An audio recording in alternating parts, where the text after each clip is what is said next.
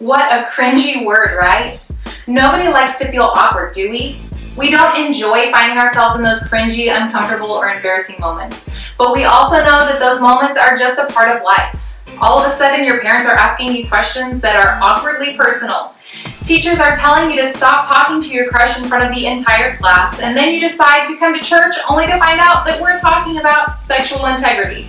Yeah, I know. Talking about this can definitely be awkward, but honestly, it's just too important to ignore. That's why today, no matter how awkward it might get, we're going to continue a conversation that we've been having about why our desires matter, not just to us, but to God also. Speaking of things that matter a lot, I want to share a story with you about something that mattered a whole lot to me when I was in elementary school. When I was in kindergarten, I went on an Easter egg hunt. And during this Easter egg hunt, I found the prize golden egg. And the prize I got for finding that golden egg was this beautiful, soft, brown, fuzzy, stuffed bunny rabbit. I loved that bunny rabbit so much. I named her Patty. She was my favorite stuffed animal. We were inseparable. I could not go to sleep without Patty. She meant the world to me. Now, as important as Patty was to me for so many years of my life, I have to tell you, somewhere along the way, she started not to matter quite as much. And I'm proud to say that today as an adult, I don't need my stuffed bunny, Patty, to be able to fall asleep. I can do that just fine on my own. So why am I telling you all of this? Well, we all value different things, right? But I think there's one thing that's true for all of us when it comes to the things that we value. We tend to value things because of what they give back to us. Maybe it's a new pair of shoes that keeps us cool, or a new camera to make our YouTube videos look more professional. Sure, those aren't the only reasons that we value those things, but they certainly don't hurt. But when those things stop giving us what we want, well, we're just like, we sort of stop giving them the same value. We begin to treat them like they matter less than they used to. Remember my most prized bunny rabbit in elementary school? Well, it just doesn't hold the same value to me now that it once did. Now, I want you to think about something that mattered a lot to you when you were in elementary school. On the count of 3, yell it out as loud as you can. Are you ready? 1, 2, 3. See? That thing that you just yelled out probably mattered a ton to you as an elementary schooler, but now that you're in middle school or high school, it just doesn't bring the same value to your life anymore.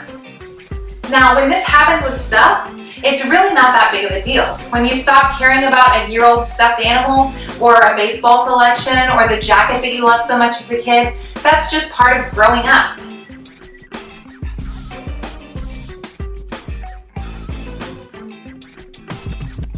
But there's another side to this whole value thing that I want to talk about today, and that's the human side. Sometimes without realizing it, we treat the people in our lives the same way. When they can do something for us or give something back to us, we consider them valuable or important. But when they don't, well, that's when we begin to treat them like they've lost their importance. That's when we start treating people in ways that are less than they deserve. We start saying things about them or thinking things about them or treating them as though they aren't all that special or important after all. Now, I know we might not all be doing this, or some of us might not be doing this without us even realizing it, but it's important to talk about because it's a big deal, especially when it comes to things like dating. Some of you might not be interested in dating right now, or maybe you're not even allowed to date yet. But still, I want you to stick with me because this stuff is important not just for today, but for the day that dating might become a part of your life. The way that we treat the people we're interested in spending time with matters. The way that we value them with our words, our actions, and even our thoughts is important. We might be tempted to talk about people that we're attracted to in ways that aren't valuing to them. We may say things about their bodies and their personalities that aren't all that respectful. Or we might even think about them in ways that don't value them. They're the kinds of thoughts that we wouldn't want them or anybody really to know about. And maybe even we ask the person we're talking with to send pictures or participate in behaviors that we know don't show them the value that they deserve. We might treat that person that we're attracted to in a way that makes us feel good, even if we know that it's hurtful or harmful to them. We flirt with them and tease them. We talk with them in a way that doesn't benefit anybody but us. Maybe we send photos or say inappropriate things or lead someone on because it makes us feel good. Or maybe we even pressure them into doing something physical that they don't want to do. But at the end of the day, we don't really care about how it makes that other person feel. But no matter how it happens, the truth is this: when we don't treat others like they have value, we wind up treating them like objects instead of people. Objects that might have meant a lot to us when we first caught feelings or started talking. Objects that now just don't seem to have the same value unless they're doing something that we want them to do, instead of seeing someone as they are on the inside first. We might begin to see them simply as a body or a personality meant to give us whatever we want. The fact that they have their own thoughts, desires, emotions, and hearts, well, maybe we just don't seem to notice or care. Now, hear what's important. Every one of us wants to be valued. I guess that deep down, all of us want to be seen as someone worthy of respect. Someone who is valued for who they are, not what they can give to someone else. But if this is what we want for ourselves, shouldn't it also be what we do for others? How do we start changing the way that we treat people so that we're not only giving them value, but receiving it for ourselves as well? I think it's important to take a few minutes and make sure that we know what God has to say about all of this. First, we should know that God made each of us, and because of that, we are valuable. We have value simply because we are made by God. And beyond that, other people have value because they are made by God.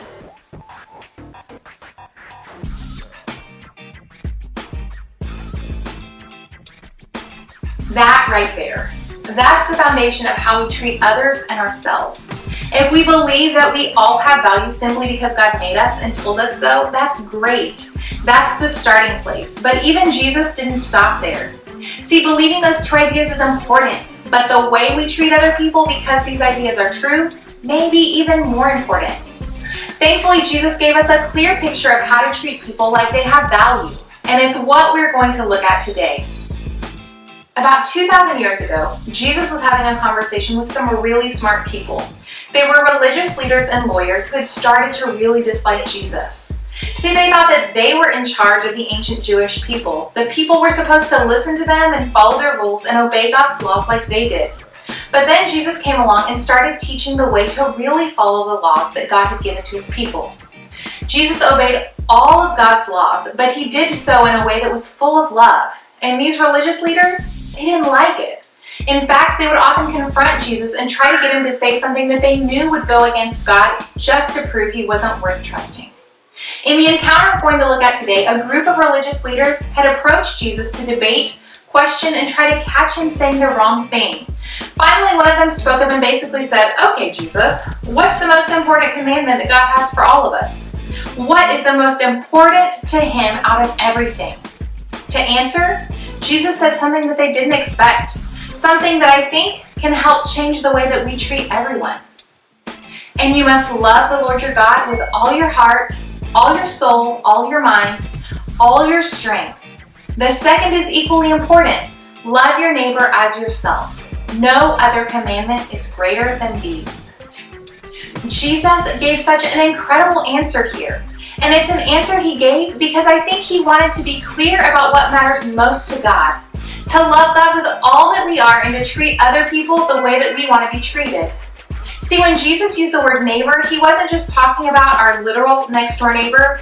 He was actually referring to every other person around us. We share this planet with about 8 billion other people, and God wants us to know that he cares deeply about the way we treat every single one of them.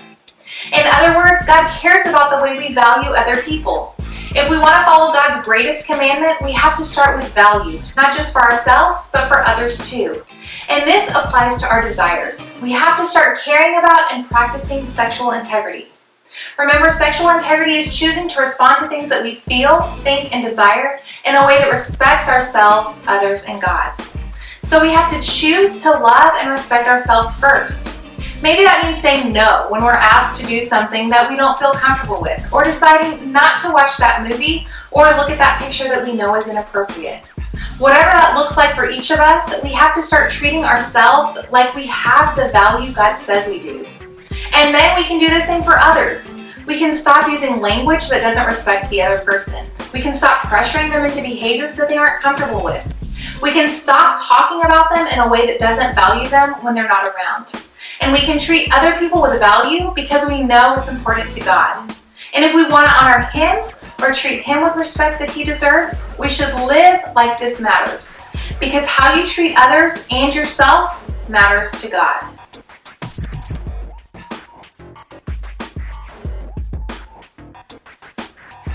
So what does this look like once we're back at school or joking with our friends or running around at practice or alone with our crush? When we're tempted to make jokes or participate in behaviors or treat someone else in a certain way just to get what we want in return? Well, the next time we find ourselves in that position, we can ask ourselves a couple of questions. What would it look like for me to treat this person in a way that honors God? Maybe instead of joking about their body, you should be the person who speaks up to stop it. Or instead of allowing your mind to wander in directions that aren't honoring to the other person, you should remember that God made them to be loved, not used. Or instead of flirting just to make yourself feel good, you should take the time to think about what the other person is feeling and make sure that they know their thoughts and feelings really matter to you. Or maybe it's choosing to stop crossing boundaries because you know they aren't the best for you or the other person. Whatever it might be for you, don't go another week without working to treat other people in ways that honor God. Do I believe that I have value to God, others, and myself? Now, for some of us, before we can treat others like we have value, we have to first believe that we deserve to be treated well ourselves. See, if you don't respect yourself and your body, it's going to be hard to value others or to know what it means to be valued by others. So if you aren't sure that you would confidently say yes to every part of this question, I want to challenge you to tell someone that. Tell your small group leader or a parent or trusted adult that you need some help discovering your own God-given value. This might just be the most important step you take to begin living a life that you know you have value and you can treat others like they have value too. Now, let me close by speaking to some of you in the room who may be struggling with this. You may feel like you don't have value because of the way someone else has treated you. You've had boundaries crossed and things happen that you didn't ask for or approve of. Maybe you've been hurt or abused or worse, and because of that, you're struggling to see how anyone could value you. Maybe you're even struggling to value yourself, and if that's you, please know this. You have value, and what happens to you doesn't take that away. Your small group leader would be a great person to start a conversation with about this very thing. They love you, they value you, and they want you to find the help that you need. Remember, how you treat others and yourself matters to God. When we learn to love, value, and respect ourselves, we'll do the same for others. And your small group is a great place to start practicing this. As we move towards our groups today, I want you to think about the way that you can value the other people in your group by listening to them, encouraging them, and keeping your circle a safe space for everyone to share and grow when it comes to things like valuing other people.